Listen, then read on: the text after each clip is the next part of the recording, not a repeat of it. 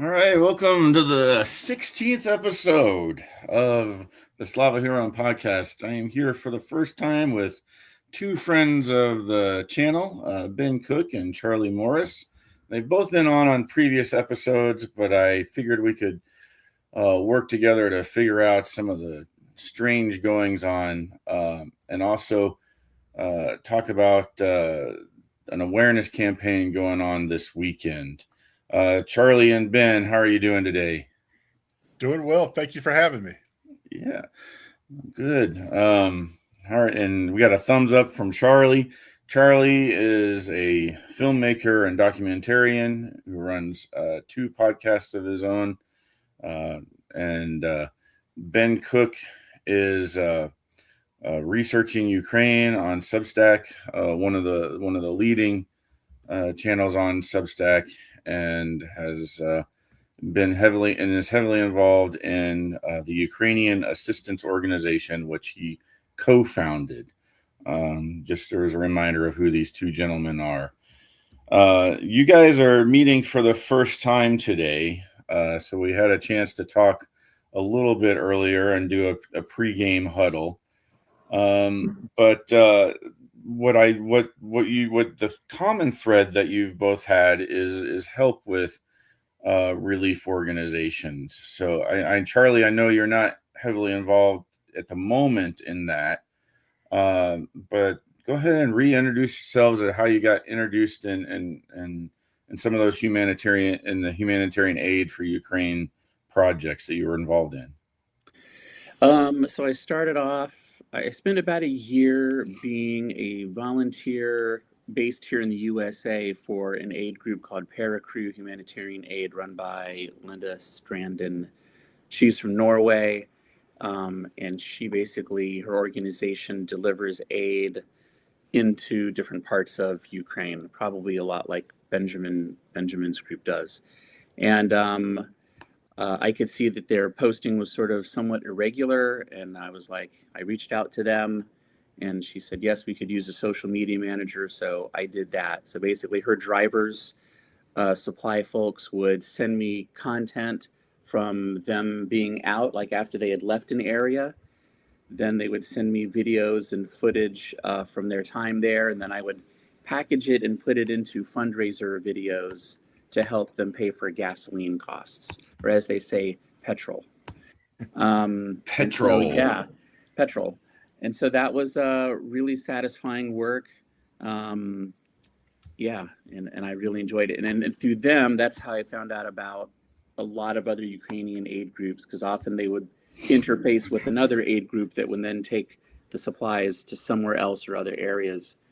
And then I was just like, wow, there's this whole network of these tiny little aid groups that are having a really big impact in these small villages that never made the news, and a lot of people that really need help. So it was a big eye opener for me. Yeah, and I want to talk about one of those networks, which some of these networks have an organization that helps coalesce them all, like Blue Check, who is the kind of the networker for your organization, right, Ben? Is that correct? So they're the networking hub, and then they're our main source. They're our most reliable source of grant money, and so anybody who's ever started NGO or humanitarian foundation or charity knows that you can't get a grant until you get a grant. And what that duality means is that nobody's going to trust you until somebody trusts you.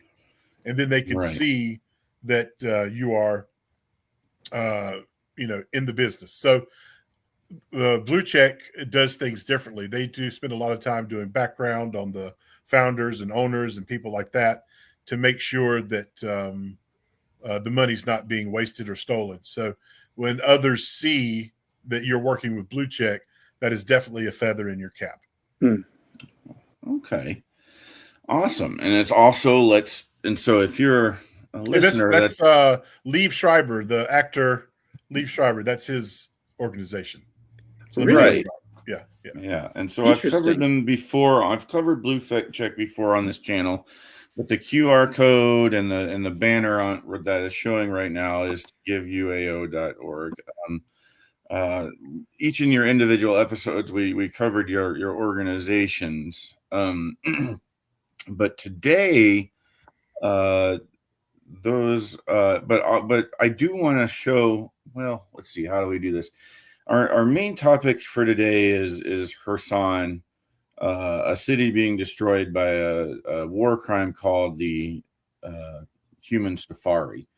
And what a human safari is if you're joining this channel first time, when this is your first episode watching, I talk about it a lot, but it's essentially Russian drone operators hunt civilians. And we're talking about first person view drones, small ones that you can buy at Target and anywhere. You just attach a grenade or an explosive to those and you fly them at a car. Cars are some of their favorite targets, but they'll target anyone they can find out in the open. Mm-hmm. So UAO has finally got back into Kherson, as I understand. Is there something that happened that allowed you guys to get back in there? Because I've been talking about it before. It was kind of because of the human safari, it was cut off from pretty much everyone. Yeah, they stopped letting us in for a long time into Kherson. I don't know. I have asked that question, but it wasn't answered. I was talking to Mike, and we were talking about one of those things where you're chatting and you're talking about 6 things, and one of them gets missed, and that was the one that got missed. Is why they were allowed back into Kherson. So I don't know the reason, but I do know that location is on the river, so it is at the front. And right, generally speaking, we don't do red zone work, but that is definitely what I would consider red zone work. Yeah, right. And Kherson needs it, and I'll give you my theory of why you're able to get back in there in just a moment, and that'll lead into how people can help with the human safari. But first, we need people to know what it is, and in order to do that, the QR code in the top left right now takes you to humansafari.org. And at humansafari.org, you'll find a list of worldwide events, and there's several going on in the United States this weekend, both Saturday and Sunday. Usually the city is doing both days. Some cities are doing screenings. Some are just doing a rally to let people know about this particular war crime.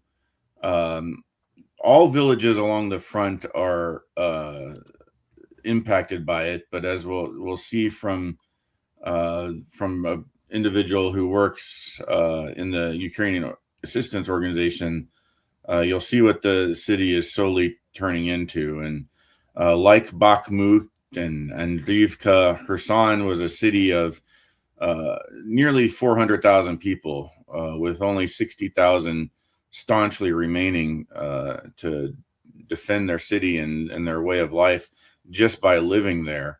Mm-hmm. But it's deteriorating slowly over time because of these attacks, which we know about, not because of any intelligence work or independent journalism, but because of the Russians post and brag about it on social media, Telegram in particular. So the go to the website, check it out. There's events in Dallas, Fort Worth, where I am, but also Denver, LA, San Francisco. Let's see. That's what I was trying to do, is share some of the actual website. I need to. The hardest thing to do with this podcast system is to share the screen correctly. Okay, share, because now I have to share it, and now I have to add it to the stage. There we go. Okay, so here is the actual website, December 13th and 14th. Humans are not targets. I like that. Yep. So United Kingdom. Here, I'm just scrolling through all these cities. That's great. Cities and screenings. And here are now the resources. The key resources are what's going to stay the same after this weekend, and anybody can go to it. There's a link to articles, firsthand testimony.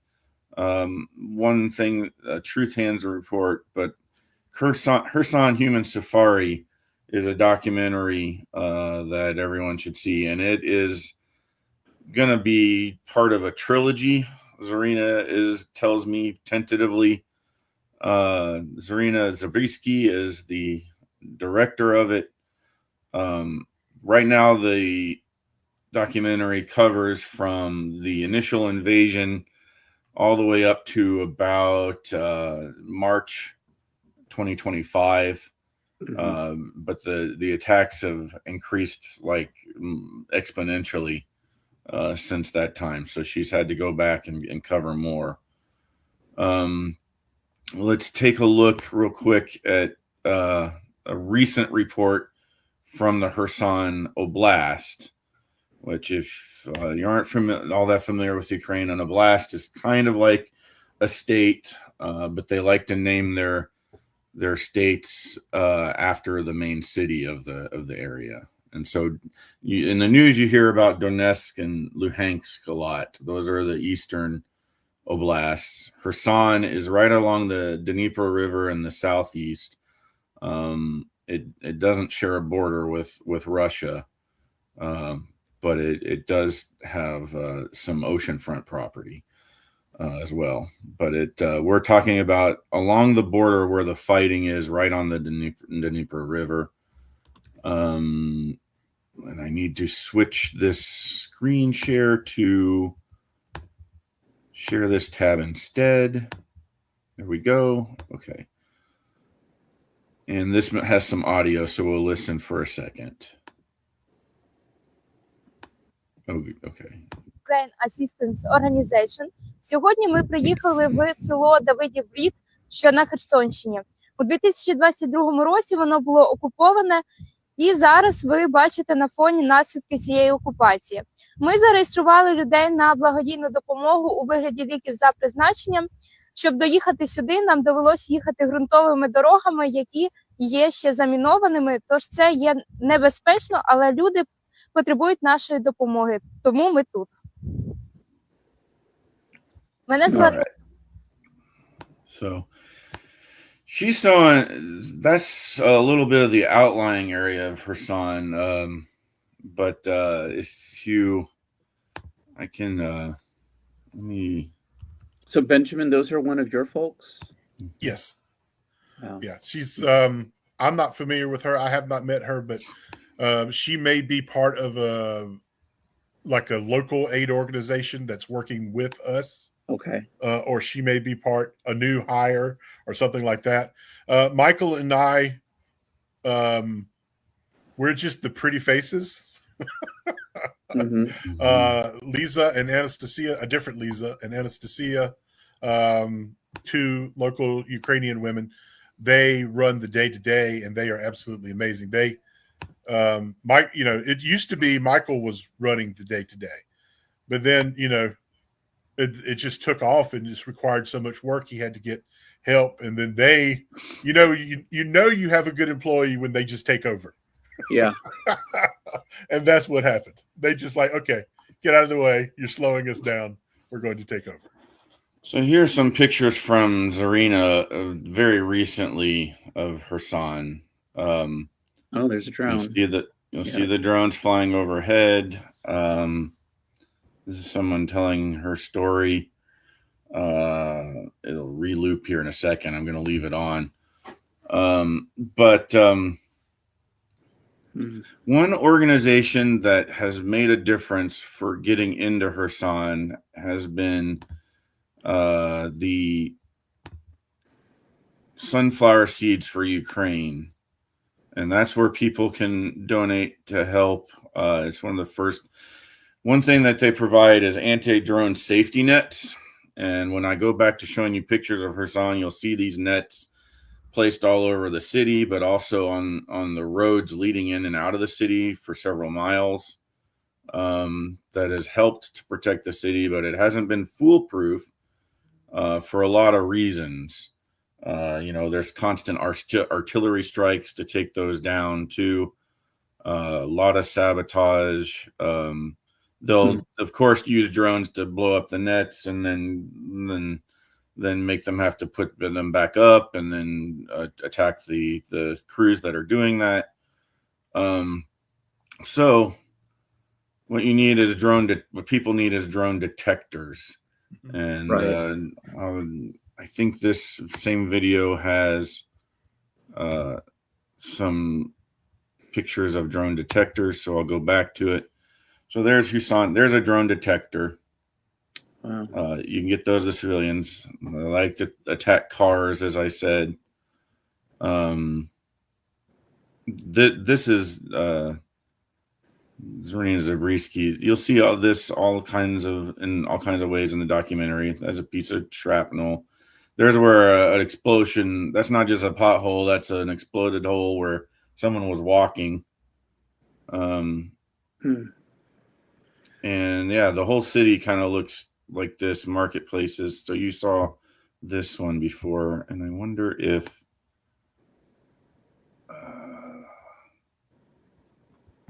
I can go. She has.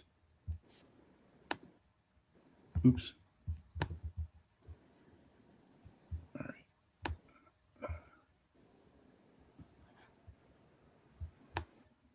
It's maternity hospital.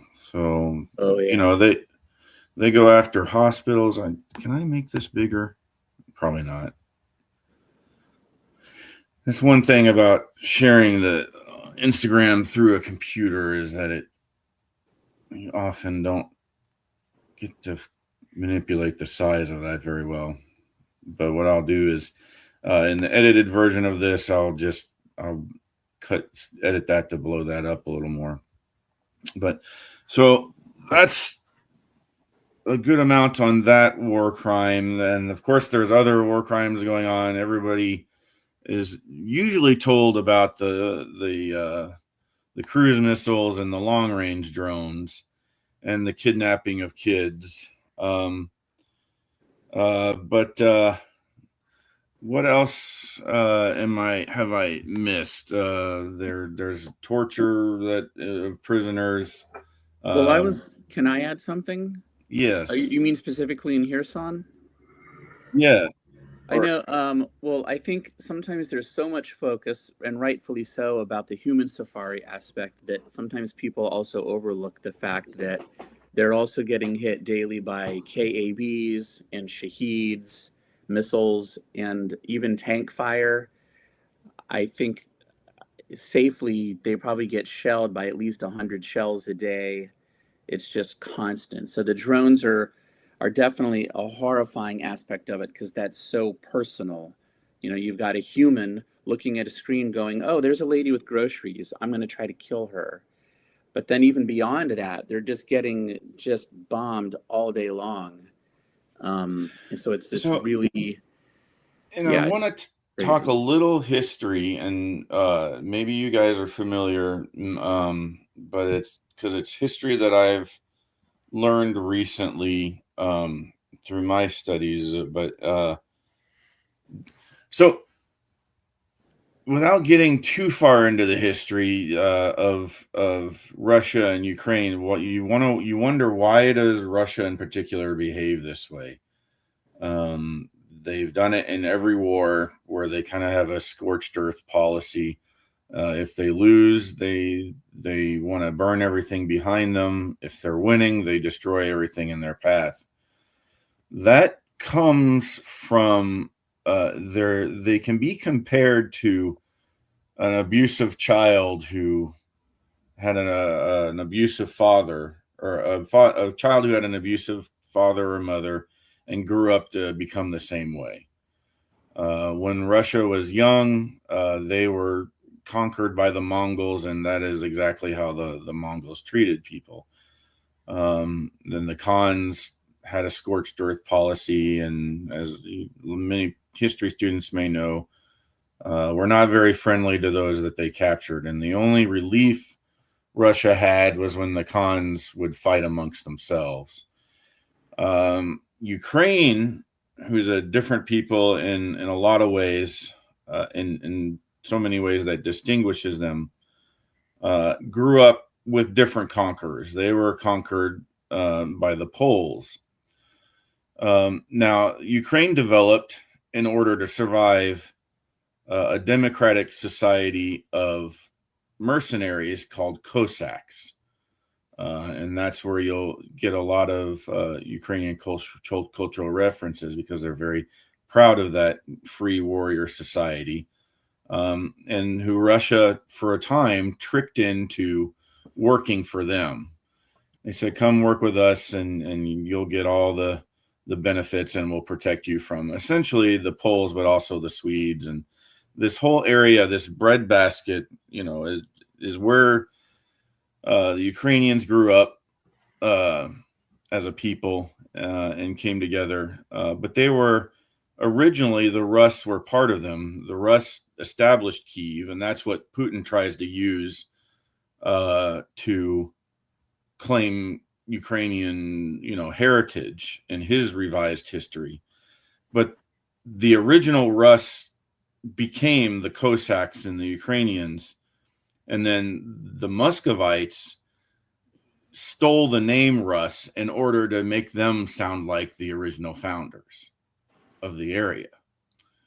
And so they not only, steal land and people, but they tried to steal heritage, and they continue to do that by trying to kidnap kids and turn them into soldiers for their own cause. The teenagers, they do that too. The younger ones, they send to families further into Moscow and that kind of thing. They're hard to find. So that's a different war crimes that are all related. And even some of the international situations and I wanted to touch briefly on the Venezuela situation, because there has been concerns about the type of Shahed type drones going to Venezuela. You've been studying that a little bit, Ben? Can you comment on it? Yeah, I mean, it wouldn't take much for that to happen.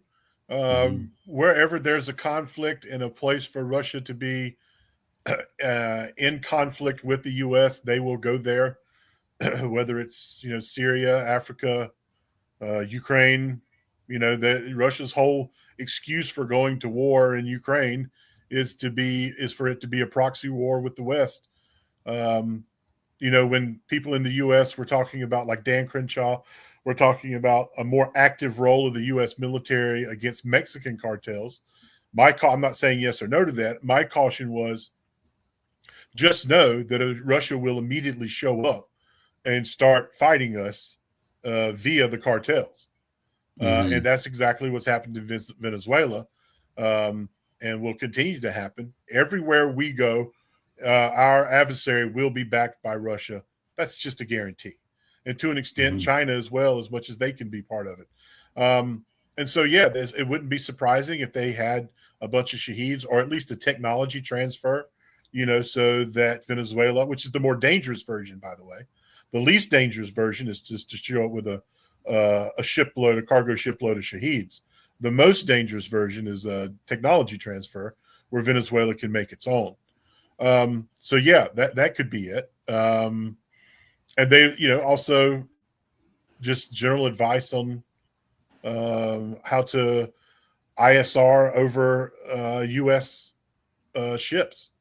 So the information transfer is the scary part. Yeah.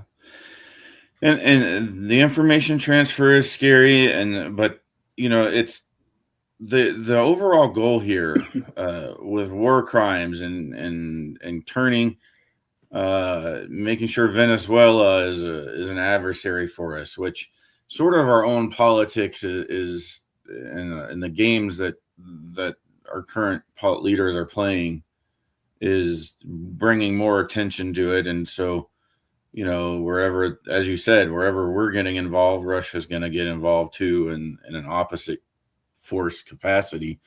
But the goal there is downfall of democracy and rise of autocracies through post-truth, through making the threat that Americans are concerned about it is drugs. But really the destabilization of it is between neighbors again there, between Venezuela and Colombia. Mm-hmm. That's why you wonder, why are we striking boats so far from the U.S. in international waters? Part of that whole deal is that is meant to keep the region destabilized. Under the guise of stabilization. Yes. Under the guise of the Monroe Doctrine of stabilizing that region and keeping Russia and China out of that region. So Trump's idea of keeping Russia out of the region is to make sure that they go into the region. So yes, pretty much. And again, that could be a whole topic on that. But when you have one country that can be a bully and perform war crimes over and over on this huge of a scale, and the what is really needed to stop it is not negotiation, but I'll always push for a no-fly zone first, even if it's a no-fly corridor that would prevent a lot of the Shahed drone attacks. And you could also, Europe could also argue so that this stuff doesn't accidentally flow over into our border nations of Poland and Romania and Lithuania and Estonia. So you don't accidentally have 19 Shahed style drones accidentally go into Poland. Yeah. Yes, and so our channels on Substack have been very active in talking about how to stop that. But when you don't stop it, it starts to flow over into other countries that feel like those tactics will also work for them. Mm-hmm. So that's all we'll say on that. So let's stop. I wanted to bring up. You mentioned war crimes in Venezuela, and obviously we need to discuss the elephant in the room. And this is not politics saying yes, it was a war crime. No, it wasn't a war crime for Hegseth or the U.S. military to strike that boat twice. The second strike isn't in question. That's understood. But what's interesting in the context of the human safari is the attention that everyone is paying to a single possible war crime versus the thousands that go on a week in Ukraine. And I don't think that's hyperbole, me saying thousands a week, because every time Russia strikes Ukraine or sends a drone over into the civilian parts of Ukraine, that is a war crime. Yes. It's also, genocidal. So, there's two things going on. The kidnapping of the kids is obviously meets the definition of genocide, targeting of Ukrainian civilian structures, apartment buildings, things like that. When you back that with the rhetoric coming from the government and the government-run media, that is also genocide, and it's also a war crime. It's both. Yes. So absolutely. It's interesting that so much ink is being spilled right now about the possible one war crime that happened between the U.S. and Venezuela versus the thousands that go on daily. Not that countries haven't or the media hasn't covered it. I understand why they don't cover it every day, because it doesn't get the clicks. But it is interesting. So, and the other thing I want to point out is the bias that happens to a lot of people, to almost all of us, actually. You just have to understand that was your bias and then work against it. Is that when horrible things happen to people, your natural first reaction is the just world bias, in that if something absolutely horrible happened to somebody, it's more comfortable for you psychologically to say, well, they must have deserved it in some way. Yeah. And you so see that Ukraine has suffered from that bias a lot. You see that all the time. With even with a wrongful arrest sometimes, like I don't want to get too closely into domestic politics, but everybody has seen somebody, not even in recent years, but in decades past, somebody gets arrested wrongly, handled roughly wrongly by police officers, and you assume that person must have done something wrong, must have resisted, must have done something that the police officers felt was dangerous. And that's not always the case either. Sometimes people just are addicted to the power they get, and they forget how they should behave. And so that happens to people, it happens to countries. But it's a natural bias we all have. It's no one is immune to it. The only thing you can do is know that you have that bias, and then look for it when it pops up and try to suppress it and work around it, which that takes effort, and who likes to give effort? Yes. So that leads, I talked about here's a thing that you wonder about how your bias is affecting, because you wonder, my bias is Russian military isn't very good, but I want to share the hero. Let's see. I lost the videos of it, but real quick, I want to get into our next topic is speaking of Russian military and Russian politics and ships being blown up. I want to talk about the Russian Shadow Fleet. But first, I didn't mention to you this, Ben, but in our pregame, but I mentioned it to Charlie. Russision soldiers are behaving kind of weird when they're confronted with drones, aren't they? Yeah, they've been the either explicit training or tacit training, or whatever you want to say, has gone from if you see a drone, you're going to die, possibly horribly. It would be better if you took your own life so you didn't die horribly, to just freeze and maybe they'll pass you by. That seems to be the new training, is just freeze. I think not because it's effective, but because the PR from what became known as Putin's last kiss, which was just the rash of Russian suicides that were on video, was just bad. So they had to come up with something else to tell the troops, some more cope. If you've ever heard the term a cope cage, that's just something to get you to go into battle. This will protect you. This talisman, this charm repels the enemy's bullets, that sort of thing. And so the new thing is you just freeze. Like this guy. Yeah, that guy, that's my favorite Russian, not just because he's a dead Russian, but because he brought his bottle of vodka into battle with him, because he knew what was going to go down. He was going to go down drinking if he was going to go down. Yeah. But I was surprised by that photo because it's a recent photo.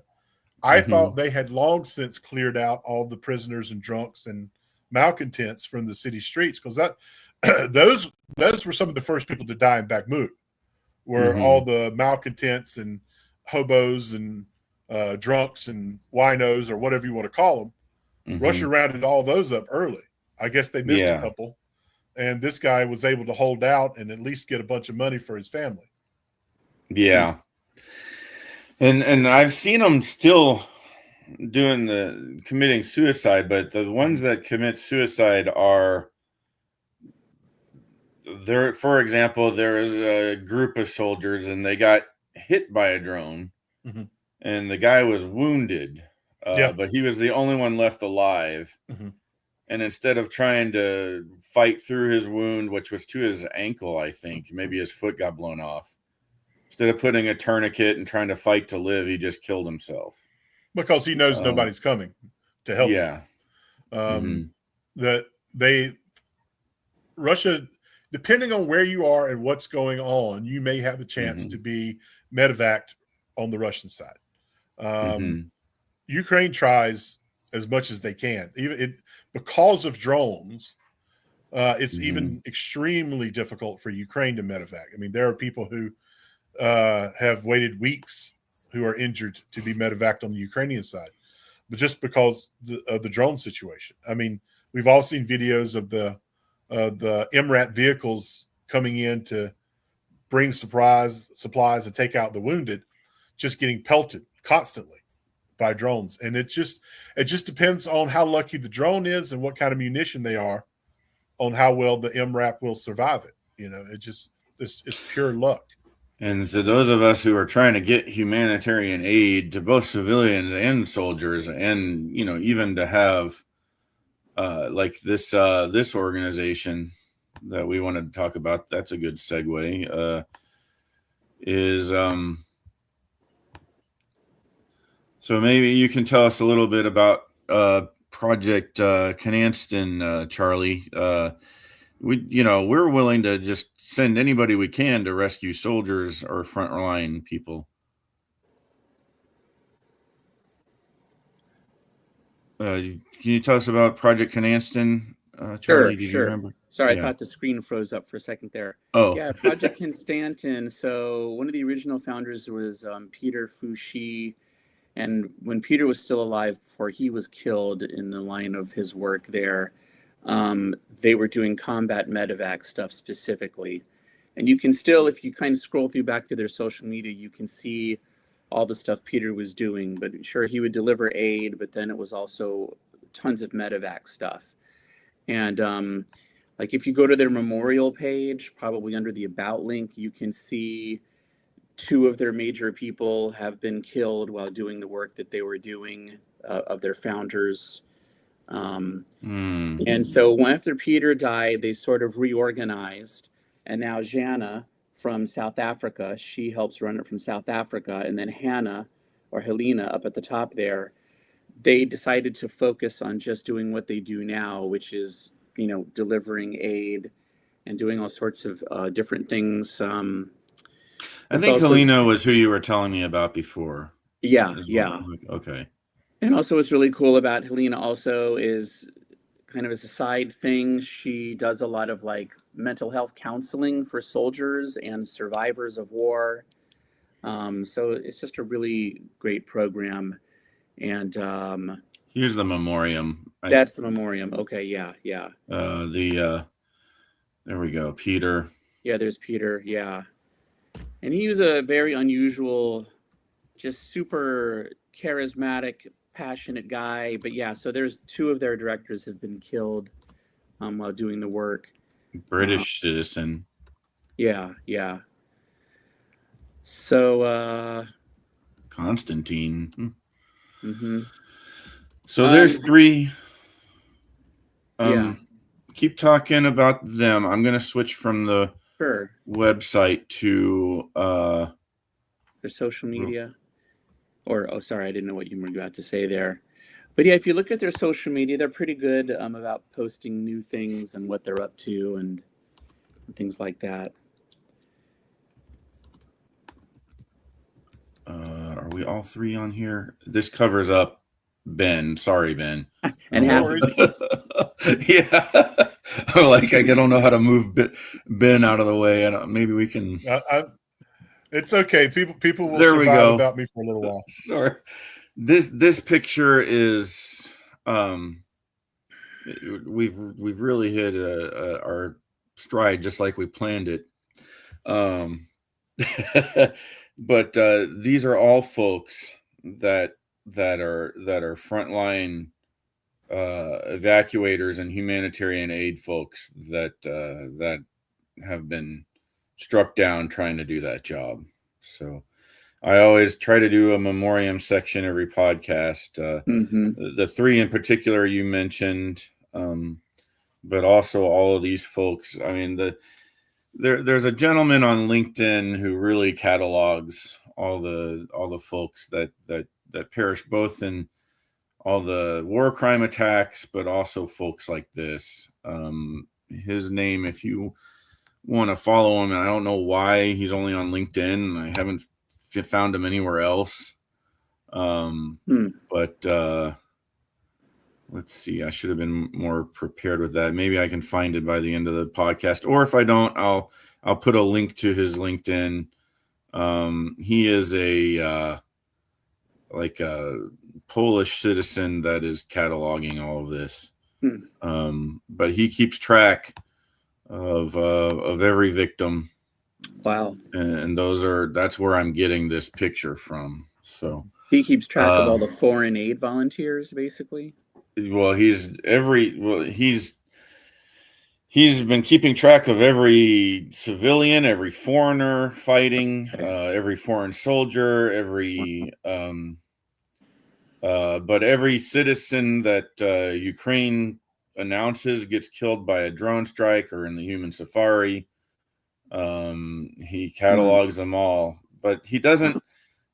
He just he finds, he makes a post every day about it. He doesn't have like a spreadsheet or anything, but this is one of his posts, and it is shared on in Ukrainian there. He probably got it from a Ukrainian source, but these are all frontline rescue workers, just like the three that were in memoriam earlier. So I didn't bring I actually bought a bottle of Ukrainian wine. I should have brought it out here with me. But in Dallas, the Ukrainian Chamber of Commerce, and maybe at our event in Dallas, we can, I'm trying to, there we go.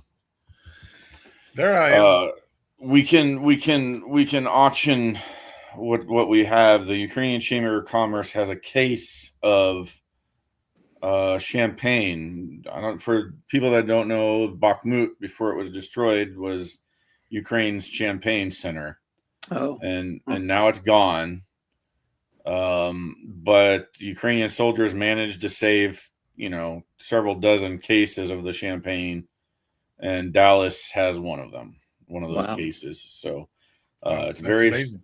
Very, very special champagne. You can get it for a $200 donation to the Ukraine cause. If you watch this podcast or watch the edited version, just let me know, message at my Substack, and we can figure out how to get you a bottle through the Ukrainian Chamber of Commerce here in Dallas. But those are not to be opened until victory. So, because they will never be made the same way again until Bakhmut is rebuilt. So, what else? Oh, okay. Now for this business. Here is a nice little video on repeat. If I can remember how to operate my thing okay, so this is a video on Reddit, and I don't know if you've shared this same one, Ben, but yes, of a naval drone attacking the Russian oil tanker, part of their shadow fleet. So these are kind of our other heroes of the week. The first heroes are the ones that go in and help places like Kherson. But I'm doing a double whammy this week because this is really important. I don't know if this is miners, birds, same connection, but there must be another organization that handles the naval drones. But what is the Russian? Likely the Ukrainian Navy. Yeah. What is the Russian shadow? So the SBU also operates these drones as well. Mm-hmm. Okay. Wow. And they can be fitted. Cool. They can be fitted with. They've tried things and successfully fitted these drones with surface-to-air missiles, or even jury-rigged sidewinders, basically. Wow. And attacked Russian aircraft taking off from Crimea. Can I ask, what's the scale, the size of these drones? Like, are these tiny little things like this big, or are they big enough for a person to sit on? Think of the biggest Sea-Doo or jet ski you've ever seen, and they're slightly larger than that. Only slightly larger than that. They're a little bit wider than those. But yeah, it's about the size of a extremely large, like a 4-person. So it's like a wave rider. The wave runner. Yeah. Wow, that's what they are. Okay. Mm-hmm. Yeah.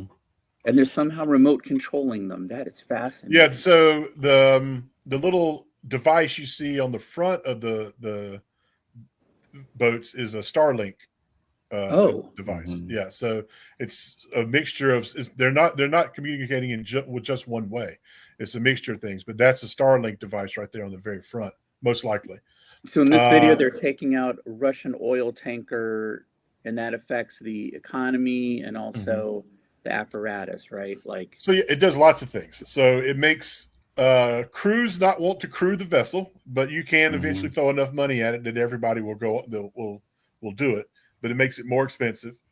It makes it impossible to insure. So normal insurers don't insure the vessels. So India, China, and Russia are individually insuring the vessels.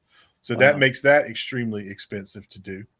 And it just takes another boat out of the chain of the shadow fleet. The boats aren't in good condition. Ukraine is using as low a charge as possible to keep the Europeans happy, and the oil spills down to a minimum. Because it took 2 hits to disable the locomotion of this vessel, and they hit it at least 3 times. Wow. But it took 2 hits because Ukraine is using such a small charge, and they're hitting them empty, coming back to Russia to fill back up. Oh, okay. Yeah. So when you say can the Russian, see that the waterline mark between empty and full. There's that's the color difference on the side of the hull. So what is the Russian shadow fleet? I've always wondered what that means.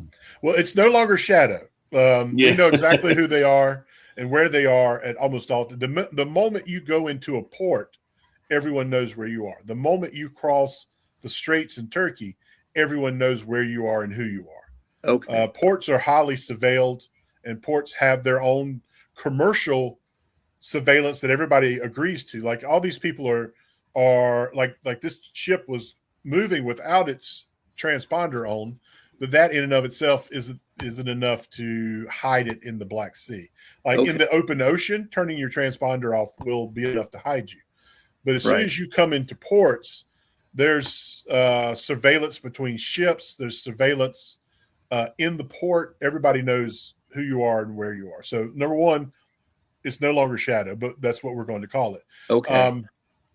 Number two, it's just old vessels that Russia and China and India have paid for that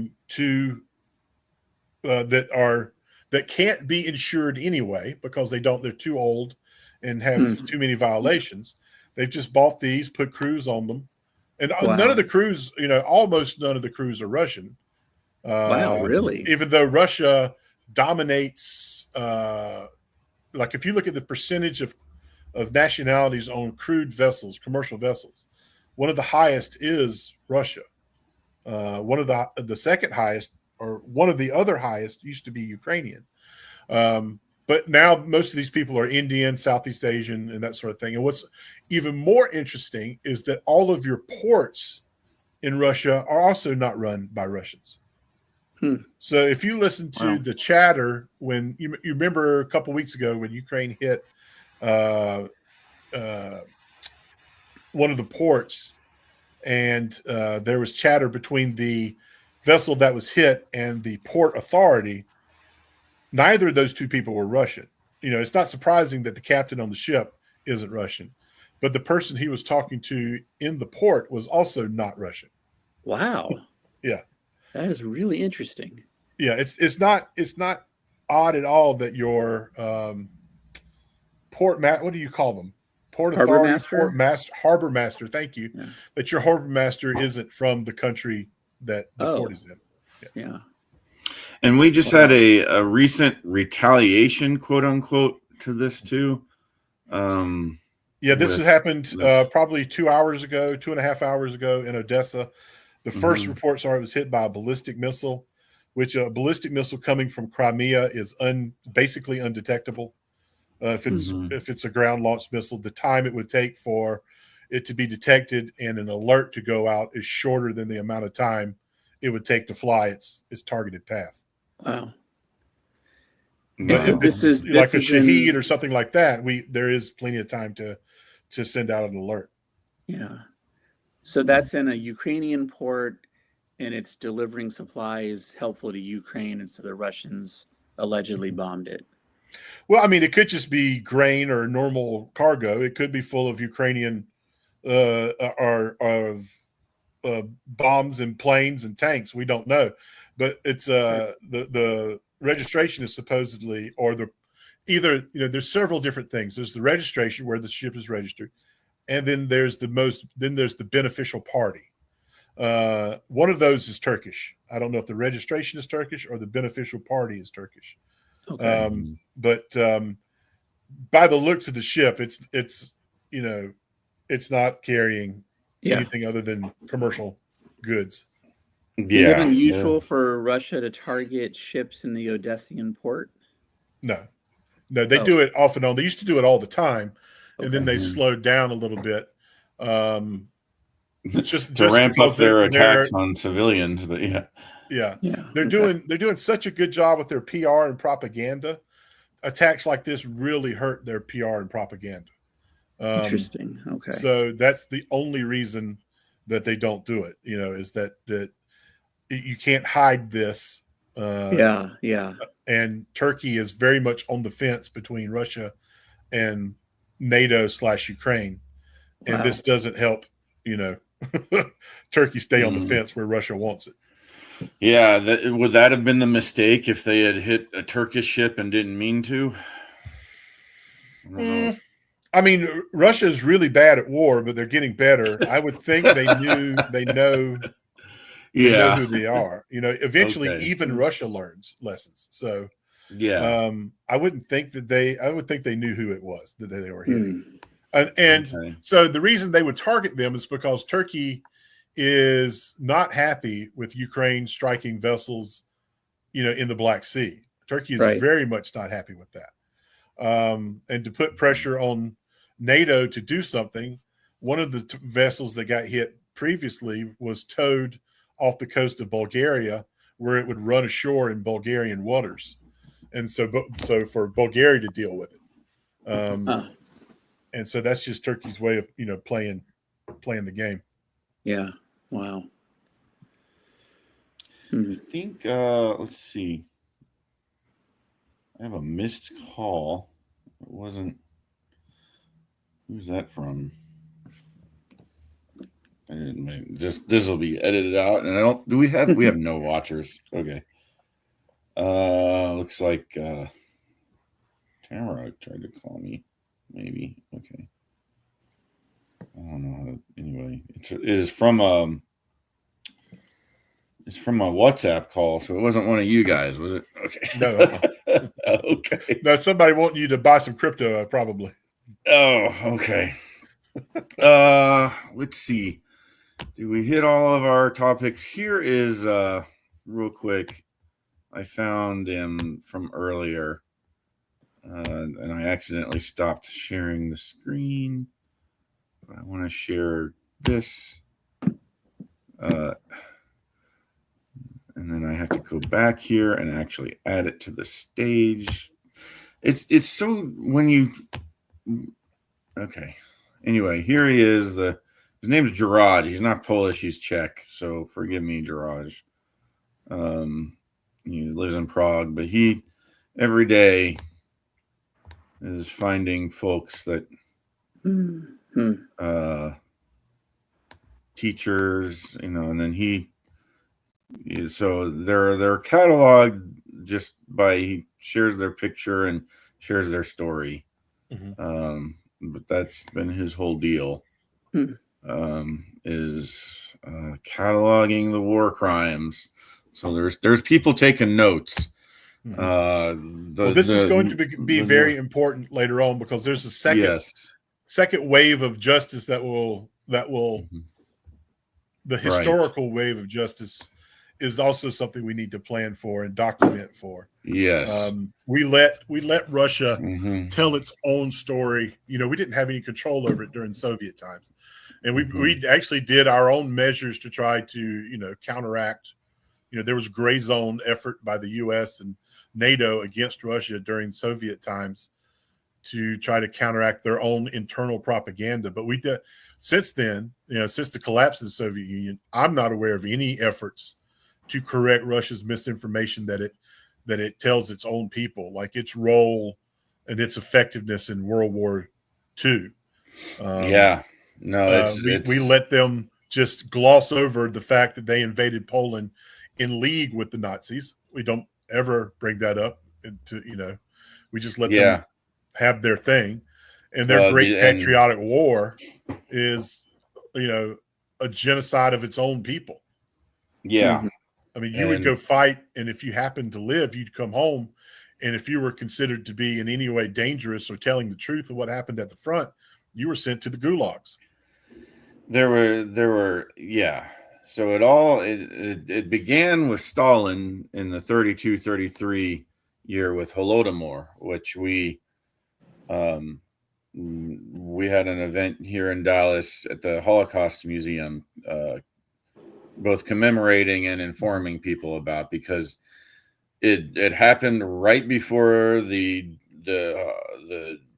ever so notorious Holocaust of the Jews, which was very horrible, but just as equally as many people, Ukrainians, died by being starved to death in Holodomor in 1 year, when Stalin basically sealed up the villages, took all their food, and then shipped the grain to Russia to sell to the United States, because the United States was experiencing the Dust Bowl. So the United States' breadbasket was down, and Russia, Stalin wanted to profit from that. So both to starve Ukraine and get them to submit and become his Soviet person, rather than Ukrainian or Russian. He wanted Soviets. He didn't want any national identity except for the Soviet person. Those two reasons, he decided, I'm just going to starve the Ukrainian people for a year. And something like 7 million people died from that. It was, if you could find a grain of food, picked up a piece of grain off the ground that had been left behind, they would shoot you. So you were either starved or shot. And how anyone survived it, I don't quite understand. But some of the stories that were told was they would boil boots, leather boots, and the leather that they would get in the water would put nutrition a little bit in the water, and they could get a little bit of nutrition that way. Is one example. And then Ukraine has been that in-between battleground ever since. Of course, the Nazis let them participate in that Holocaust, which was horrible. But that after that ended, it continued for Ukrainians, in that their partisans that were fighting against the Nazis suddenly had to fight against the Soviets as well, because if you were a certain kind of person, you were not welcome as a Russian, or a Soviet. But yeah, and then they've been revising all of that history. Which we get to see them do it in real time with this war. We get to see their propaganda machine churn out in real time what their narrative will be going forward in this special military operation, to conquer the Nazis in Ukraine and defeat NATO. That's their narrative. And we don't do enough public diplomacy to fight that narrative. That's been one of the things that Are they still calling it that, even though they're negotiating for peace? Yeah. They're still calling it that. And I don't understand why Western leaders don't do more to call out excuse my language, the horse shit that just permeates out of Russia. And it takes hold because of, we didn't have this in World War II. We didn't have the internet and social media. We didn't have something that Russia and China are very good at exploiting. We didn't have them using our freedom against us in the way that they can do it now. And so our leaders just don't react in the way that they should. They don't call Putin who he is because they're scared of him. And they just don't. Or they join him. Worse still.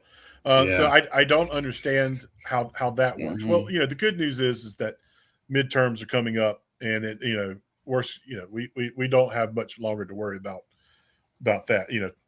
3 more years in the grand scheme of history is not that long a time. So, but anyway, it bothers me that we don't do that. But Zelensky today did a great piece of propaganda. A week ago, Gerasimov sat down in front of Putin and said, "Hey, we took Kupiansk." And then Zelensky this morning shows up in Kupiansk in a just fantastic hold my beer moment that said, "Hey, you did not take Kupiansk. I'm standing in Kupiansk," which really shows. It shows not only the difference between him and Putin, but also the difference between him and Trump. It really makes him look like a very unique world leader because people are desperate for some leader to rally behind. That's why so many people like Zelensky. Zelensky is a very flawed human being. So let's not get that wrong. Yeah. But people are desperate for someone to rally behind. And so many people have started to rally behind Zelensky, and this was one of those moments that people look for, and he gave it to them. Yeah. And what you said there is you used the word propaganda, and a lot of people, including me, sometimes uses propaganda, the word, as kind of a dirty word, meaning a negative thing. But if you ever go into the National Mall and see the Iwo Jima Memorial, or you even think of that picture, it can be an extremely positive thing. It doesn't have it can often be kind of staged. I mean, the popular picture of the Iwo Jima flag raising was like the second or third try to get the perfect picture, when the actual first raising and the actual battlefield event had already happened several hours ago. But that doesn't matter in the scheme of things. When you talk positive propaganda, you can use the truth, but also make it legendary, is what I would say. So when you're creating a legend, which is about, I would say an ideology that doesn't promote war crimes. Maybe that is a pretty good ideology to have a positive propaganda around, as a baseline. Then it can be a very positive thing. And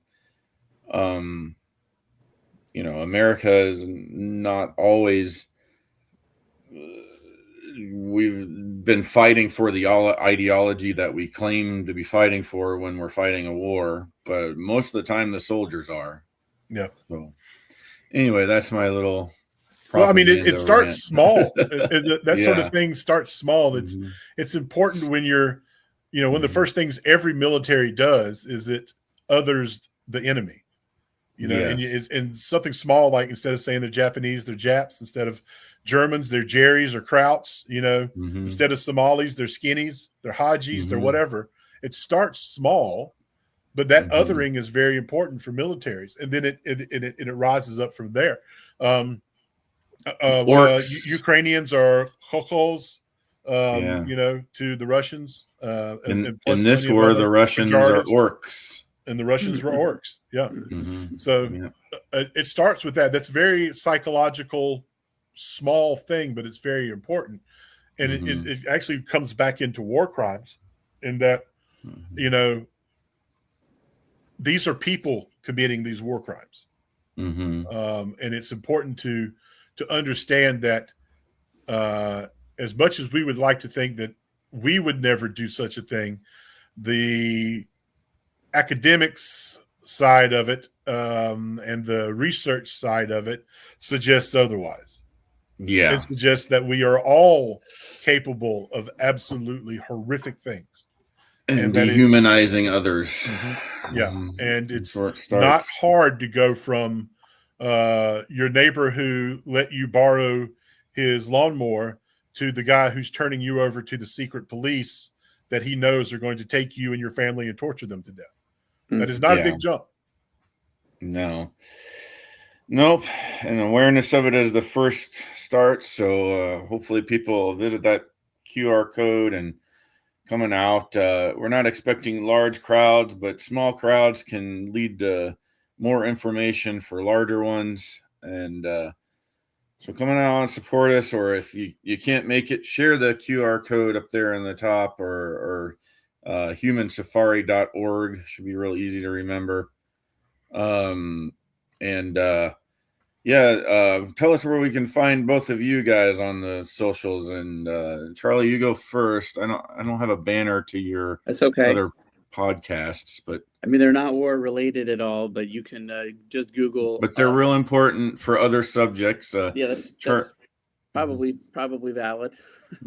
One of them's about caregiving for someone with cancer or dementia. In my case, it was both. So I have a podcast series called Us at Our Worst. You can just Google that, Us at Our Worst podcast. And then the other one is called the Iowa Prairie Documentary Project. And that some of that's video and some of it's podcast. And that's all about seeing how humans occupy the land in an extractive fashion as seen through the lens of the state boundaries of Iowa. So in brief, those are the two podcasts. Okay. I just subscribed to one of them. Okay. Let's see here. I will real quick show everyone this. There you go. Can be found on YouTube. Is this it? Yes. Okay. Some of them, there's only a few that are videos on YouTube. And then I stopped doing video and podcast. And so all of them can be found over on the, on pretty much any listening app as a podcast. So,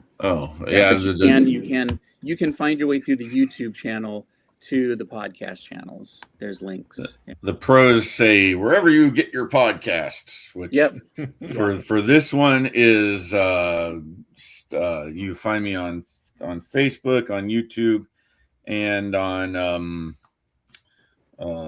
Spotify specifically. And for those of you that were, if anyone is listening on Spotify, I know there's a lot of visuals that I used, so try to get better about that. But let me know. Yeah, but I think we kind of well described what we were looking at this time in terms of ships blowing up and small little drones. So imagine a ship on fire. That's what we're yes. We had lots of ships on fire. The websites are mentioned, so you can go to them. But there is, it's hard to memorialize people without seeing their faces, so I do that here as well. And any other closing thoughts from you both? No, just if you can go to the charity, which is giveuao.org. So that's giveuao.org. Or I encourage you to go to our Instagram, which is at giveuao. And because there we update the Instagram, we don't really update the website. We're horrible, just like everybody else with updating websites. But the Instagram is updated often, and you can see if you do donate, that's where you will see where your money goes. Outstanding. And I also put, while you were pitching that, the QR code now on the screen goes to giveuao.org. So anyone watching on this on YouTube or Facebook will be able to go that way as well. So, and if you want to hear me scream into the abyss, well, not hear, but read me scream into the abyss, you can go to my Substack, which is researchingukraine.substack.com. People are going to start figuring out that Substack is a good place to go for news. And I'll pitch it real quick as a fellow stacker. You getting your news feeds, your 24-hour news cycle. Everybody's sick of it. There's places like ground.news where you can go to help navigate media sources. But if you're really looking for the independent journalists that can just write whenever they figure something out, and they do a really good job of sharing their sources, and you can help them out just like on a Patreon by subscribing sometimes for a little bit of money. Some of these folks that have joined it are people that like Terry Moran, who and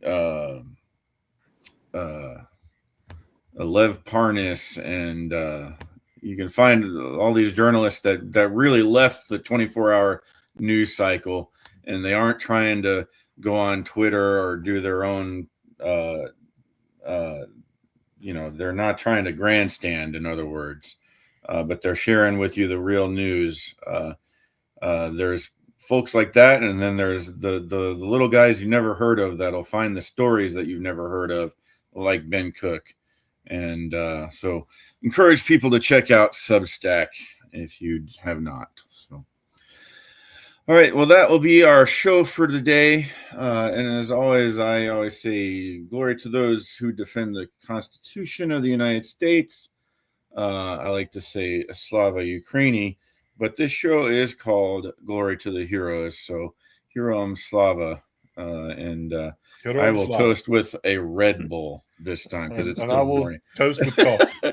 Coffee. All right. I'm going to end the stream, and you guys can stick around for a second if you want. Yep. Let's see. End stream. All right.